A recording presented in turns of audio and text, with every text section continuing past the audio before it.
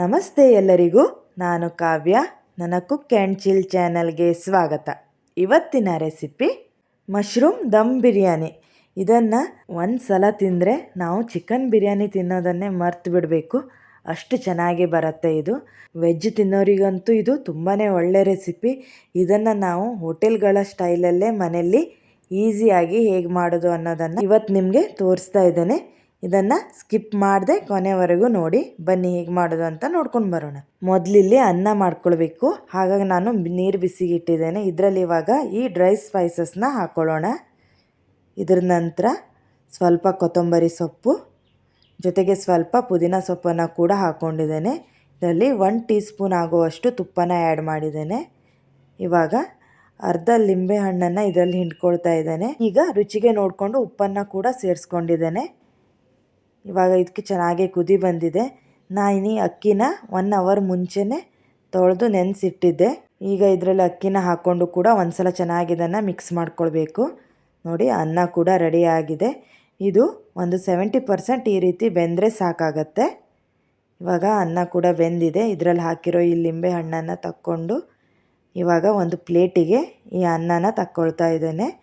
ಇದು ತಣ್ಣಗಾಗ್ಲಿಕ್ಕೆ ಬಿಡಬೇಕು. ಹಾಗಾಗಿ ಒಂದು ಪ್ಲೇಟಲ್ಲಿ ಈ ರೀತಿ ತೆಗೆದಿಡ್ತಾ ಇದ್ದೇನೆ. ಈ ರೀತಿ ತೆಗೆದು ಇದನ್ನು ಫುಲ್ ತಣ್ಣಗಾಗ್ಲಿಕ್ಕೆ ಬಿಡಬೇಕು. ಇವಾಗ ಗ್ರೇವಿ ರೆಡಿ ಮಾಡ್ಕೊಳ್ಳೋಣ. ಈಗ ಗ್ಯಾಸನ್ನು ಹಚ್ಚಿ ಒಂದು ಪ್ಯಾನನ್ನು ಬಿಸಿಗಿಟ್ಟಿದ್ದೇನೆ. ಇದರಲ್ಲಿ ಸ್ವಲ್ಪ ಎಣ್ಣೆನ ಹಾಕ್ಕೊಂಡು ನಂತರ ಇದಕ್ಕೆ ಈ ಡ್ರೈ ಸ್ಪೈಸಸ್ನ ಸ್ವಲ್ಪ ಹಾಕ್ಕೊಳ್ತಾ ಇದ್ದೇನೆ. ಇದರಲ್ಲಿ ಒಂದು ಈರುಳ್ಳಿನ ಈ ರೀತಿ ಸ್ಲೈಸ್ ಆಗಿ ಕಟ್ ಮಾಡಿ ಆ್ಯಡ್ ಮಾಡಿದ್ದೇನೆ. ಈಗ 1 ಟೀ ಸ್ಪೂನ್ ಆಗುವಷ್ಟು ಶುಂಠಿ ಬೆಳ್ಳುಳ್ಳಿ ಪೇಸ್ಟನ್ನು ಕೂಡ ಆ್ಯಡ್ ಮಾಡಿದ್ದೇನೆ. ಚೆನ್ನಾಗಿ ಇದನ್ನು ಫ್ರೈ ಮಾಡಿಕೊಂಡು ಈಗ 2 ಹಸಿಮೆಣಸಿನ್ಕಾಯಿನ ಕಟ್ ಮಾಡಿ ಆ್ಯಡ್ ಮಾಡಿದ್ದೇನೆ. ನಂತರ ಇದಕ್ಕೆ 1 ಟೊಮೆಟೊನ ಕೂಡ ಈ ರೀತಿ ದೊಡ್ಡದಾಗಿ ಹೆಚ್ಚಿ ಹಾಕ್ಕೊಂಡಿದ್ದೇನೆ. ಇದನ್ನು ಹಾಕ್ಕೊಂಡು ಇವಾಗ ಸ್ವಲ್ಪ ಕೊತ್ತಂಬರಿ ಸೊಪ್ಪು, ಸ್ವಲ್ಪ ಪುದೀನ ಸೊಪ್ಪನ್ನು ಕೂಡ ಆ್ಯಡ್ ಮಾಡಿದ್ದೇನೆ. ಎಲ್ಲವನ್ನು ಹಾಕಿ ಚೆನ್ನಾಗಿ ಮಿಕ್ಸ್ ಮಾಡ್ಕೊಳ್ಬೇಕು. ಈಗ ಸ್ಪೈಸಸ್ನ ಹಾಕ್ಕೊಳ್ಳೋಣ. 1/4 ಟೀ ಸ್ಪೂನ್ ಗರಂ ಮಸಾಲ, ಅರಿಶಿನ ಪುಡಿ, ಧನಿಯಾ ಪುಡಿ, ಜೊತೆಗೆ 1 ಟೀ ಸ್ಪೂನ್ ಅಚ್ಚ ಖಾರದ ಪುಡಿ, ಅರ್ಧ ಟೀ ಸ್ಪೂನ್ ಚಿಕನ್ ಮಸಾಲ, ಜೊತೆಗೆ 1 ಟೀ ಸ್ಪೂನ್ ಆಗುವಷ್ಟು ಬಿರಿಯಾನಿ ಮಸಾಲನ ಹಾಕಿ ಚೆನ್ನಾಗಿ ಇದನ್ನು ಮಿಕ್ಸ್ ಮಾಡ್ಕೊಳ್ಬೇಕು. ಈಗ 1/4 ಕಪ್ ಆಗುವಷ್ಟು ಮೊಸರನ್ನು ಕೂಡ ಆ್ಯಡ್ ಮಾಡಿದ್ದೇನೆ. ಮೊಸರನ್ನು ಹಾಕಿ ಚೆನ್ನಾಗಿ ಮಿಕ್ಸ್ ಮಾಡಿ ಇವಾಗ ರುಚಿಗೆ ನೋಡಿಕೊಂಡು ಉಪ್ಪನ್ನು ಹಾಕಿ ಕೂಡ ಚೆನ್ನಾಗಿ ಒಂದು ಸಲ ಮಿಕ್ಸ್ ಮಾಡ್ಕೊಳ್ಬೇಕು. ನಂತರ ಇದಕ್ಕೆ ಕಟ್ ಮಾಡಿಟ್ಟಿರೋ ಮಶ್ರೂಮ್ನ ಇವಾಗ ಸೇರಿಸ್ಕೊಳ್ತಾ ಇದ್ದೇನೆ. ಮಶ್ರೂಮನ್ನು ಹಾಕಿ ಒಂದು ಸಲ ಚೆನ್ನಾಗಿ ಇದನ್ನು ಮಿಕ್ಸ್ ಮಾಡ್ಕೊಳ್ಬೇಕು. ನಾನಿಲ್ಲಿ ಸ್ವಲ್ಪ ದೊಡ್ಡ ದೊಡ್ಡ ಪೀಸನ್ನೇ ಇಟ್ಟಿದ್ದೇನೆ. ಈ ರೀತಿ ಮಿಕ್ಸ್ ಮಾಡಿ ಇದರಲ್ಲಿ ಇವಾಗ ನಾನಿಲ್ಲಿ ಮೊದಲೇ ಫ್ರೈ ಮಾಡಿಟ್ಟಿರೋ ಈರುಳ್ಳಿನ ಸೇರಿಸ್ಕೊಳ್ತಾ ಇದ್ದೇನೆ. ಈ ಈರುಳ್ಳಿನ ಹಾಕಿ ಚೆನ್ನಾಗಿ ಒಂದು ಸಲ ಮಿಕ್ಸ್ ಮಾಡಿ ಈಗ ಲಿಡ್ಡನ್ನು ಕ್ಲೋಸ್ ಮಾಡಿ ಒಂದು 5 ನಿಮಿಷ ಬಿಡ್ತಾ ಇದ್ದೇನೆ. ನೋಡಿ, 5 ನಿಮಿಷದ ನಂತರ ಎಣ್ಣೆ ಎಲ್ಲ ಚೆನ್ನಾಗಿ ಬಿಟ್ಕೊಂಡಿದೆ. ಇವಾಗ ಈ ಗ್ರೇವಿ ಕೂಡ ರೆಡಿಯಾಗಿದೆ. ಇದನ್ನು ಸ್ವಲ್ಪ ನಾನು ತೆಗೆದಿಡ್ತಾ ಇದ್ದೇನೆ ಒಂದು ಪ್ಲೇಟಲ್ಲಿ.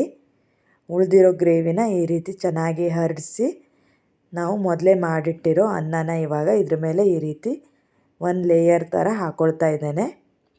ಈ ರೀತಿ ಅನ್ನನ ಹಾಕ್ಕೊಂಡು ನಂತರ ಇದರಲ್ಲಿ ಸ್ವಲ್ಪ ಗರಂ ಮಸಾಲಾನ ಈ ರೀತಿ ಮೇಲೆ ಹರಡಿಸ್ಕೊಳ್ತಾ ಇದ್ದೇನೆ. ಒಂದು ಚಿಟಿಕೆ ಹಾಕ್ಕೊಂಡ್ರೆ ಸಾಕು. ಈ ರೀತಿ ಹರಡಿಸ್ಕೊಂಡು ನಂತರ ಸ್ವಲ್ಪ ಕೊತ್ತಂಬರಿ ಸೊಪ್ಪು, ಸ್ವಲ್ಪ ಪುದೀನ ಸೊಪ್ಪನ್ನು ಹಾಕ್ಕೊಳ್ತಾ ಇದ್ದೇನೆ. ಇದನ್ನು ಹಾಕಿ ಸ್ವಲ್ಪ ಈಗ ಮೊದಲೇ ನಾವು ಫ್ರೈ ಮಾಡಿಟ್ಟಿರೋ ಈರುಳ್ಳಿನ ಕೂಡ ಸ್ವಲ್ಪ ಈ ರೀತಿ ಹಾಕ್ಕೊಳ್ತಾ ಇದ್ದೇನೆ. ಈರುಳ್ಳಿನ ಹಾಕ್ಕೊಂಡಿದ ನಂತರ ಈಗ ನಾವು ತೆಗೆದಿಟ್ಟಿರೋ ಈ ಗ್ರೇವಿನ ಇವಾಗ ಹಾಕ್ಕೊಳ್ತಾ ಇದ್ದೇನೆ. ನಿಮಗೆ ಬೇಕಾದರೆ ಒಂದೇ ಲೇಯರ್ನ ಕೂಡ ಮಾಡ್ಕೊಳ್ಬೋದು. ಆದರೆ ದಮ್ ಬಿರಿಯಾನಿಗೆ ಈ ರೀತಿ 2ರಿಂದ 3 ಲೇಯರ್ ಮಾಡಿಕೊಂಡ್ರೆ ತುಂಬ ಟೇಸ್ಟಿಯಾಗಿ ಬರುತ್ತೆ. ನಮಗೆ ಎಲ್ಲ ಕಡೆ ಮಸಾಲೆ ಮತ್ತು ರೈಸ್ ಒಟ್ಟಿಗೆ ಸಿಗುತ್ತೆ. ಹಾಗಾಗಿ ಈ ರೀತಿ ಮಾಡ್ಕೊಳ್ಳೋದು ಅಷ್ಟೇ. ಇವಾಗ ಈ ರೀತಿ ಗ್ರೇವಿನ ಹಾಕ್ಕೊಂಡು ಉಳಿದಿರೋ ರೈಸನ್ನು ಕೂಡ ಇದ್ರ ಮೇಲೆ ಹಾಕ್ಕೊಳ್ತಾ ಇದ್ದೇನೆ. ಎಲ್ಲ ಅನ್ನವನ್ನು ಈ ರೀತಿ ಹಾಕ್ಕೊಂಡು ನಂತರ ಇವಾಗ ಸ್ವಲ್ಪ ಅದೇ ರೀತಿ ಮೊದಲು ಹಾಕ್ಕೊಂಡಿದ್ದ ಥರನೇ ಕೊತ್ತಂಬರಿ ಸೊಪ್ಪು ಜೊತೆಗೆ ಸ್ವಲ್ಪ ಪುದೀನ ಸೊಪ್ಪನ್ನು ಹಾಕ್ಕೊಂಡಿದ್ದೇನೆ. ನಂತರ ಉಳಿದಿರೋ ಈ ಈರುಳ್ಳಿನ ಕೂಡ ಇವಾಗ ಹಾಕ್ಕೊಳ್ತಾ ಇದ್ದೇನೆ. ಇದ್ರ ಜೊತೆ ಸ್ವಲ್ಪ ಗರಂ ಮಸಾಲಾನ ಈ ರೀತಿ ಹಾಕ್ಕೊಂಡಿದ್ದೇನೆ. ಈಗ 1 ಟೀ ಸ್ಪೂನ್ ಆಗುವಷ್ಟು ತುಪ್ಪನ ಕೂಡ ಇದ್ರ ಮೇಲೆ ಹಾಕ್ಕೊಂಡಿದ್ದೇನೆ. ತುಪ್ಪ ಹಾಕ್ಕೊಳ್ಳೋದ್ರಿಂದ ಟೇಸ್ಟ್ ತುಂಬ ಚೆನ್ನಾಗಿ ಬರುತ್ತೆ. ಬಿರಿಯಾನಿ ಕೂಡ ರೆಡಿ ಆಯಿತು. ಈಗ ಗ್ಯಾಸನ್ನು ಹಚ್ಚಿ ಇದ್ರ ಮೇಲೆ ಒಂದು ತವಾನ ನಾನು ಬಿಸಿಗಿಟ್ಟಿದ್ದೇನೆ. ಈಗ ನಾವು ಮಾಡಿಟ್ಟಿರೋ ಈ ಬಿರಿಯಾನಿ ಪಾಟನ್ನು ಕೂಡ ಇದ್ರ ಮೇಲೆ ಇಡ್ತಾ ಇದ್ದೇನೆ. ಒಂದು 15 ನಿಮಿಷದ ನಂತರ ನೋಡಿ, ನಮ್ಮ ಬಿರಿಯಾನಿ ಕೂಡ ಇವಾಗ ರೆಡಿಯಾಗಿದೆ. ಘಮ್ ಅಂತ ಪರಿಮಳ ಕೂಡ ಬರ್ತಾ ಇದೆ. ಇದನ್ನು ನೋಡ್ತಾ ಇದ್ರೇ ತಿನ್ನಬೇಕು ಅನಿಸ್ತಾ ಇದೆ, ಅಷ್ಟು ಚೆನ್ನಾಗಿ ಬಂದಿದೆ ಇದು. ನೋಡಿ, ಅನ್ನ ಕೂಡ ಕರೆಕ್ಟಾಗಿ ಬೆಂದಿದೆ. ಈ ರೀತಿ ನಾವು ಮಾಡ್ಕೊಳ್ಳೋದ್ರಿಂದ ನಮ್ಮ ಬಿರಿಯಾನಿ ಕೂಡ ನೋಡಲಿಕ್ಕೂ ಕೂಡ ತುಂಬಾ ಚೆನ್ನಾಗಿರುತ್ತೆ. ಅದ್ರ ಜೊತೆ ಟೇಸ್ಟು ಕೂಡ ತುಂಬಾ ಚೆನ್ನಾಗಿ ಬರುತ್ತೆ. ಈ ರೀತಿ ನೀವು ಒಂದು ಸಲ ಮಾಡ್ಕೊಳ್ಳಿ.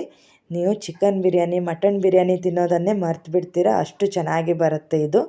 ಬನ್ನಿ, ಇವಾಗ ನಿಮಗೆ ಸರ್ವ್ ಮಾಡಿ ಕೂಡ ತೋರಿಸ್ತಾ ಇದ್ದೇನೆ. ವೆಜ್ ತಿನ್ನೋರಿಗಂತೂ ಇದು ತುಂಬಾ ಒಳ್ಳೆ ರೆಸಿಪಿ. ಇದನ್ನು ನೀವು ಮಿಸ್ ಮಾಡದೆ ಒಂದು ಸಲ ನಿಮ್ಮ ಮನೆಯಲ್ಲಿ ಟ್ರೈ ಮಾಡಿ. ಕೆಲವರಿಗೆ ಮಶ್ರೂಮ್ ಕೂಡ ಇಷ್ಟ ಇರಲ್ಲ, ಅಂಥವ್ರು ಕೂಡ ಇಷ್ಟಪಟ್ಟು ತಿಂತಾರೆ, ಅಷ್ಟು ಚೆನ್ನಾಗಿ ಬರುತ್ತೆ ಇದು. ನಮಗೆ ಎಲ್ಲ ಟೈಮಲ್ಲೂ ಹೋಟೆಲ್ಗಳಿಗೆ ಹೋಗ್ಲಿಕ್ಕಾಗಲ್ಲ.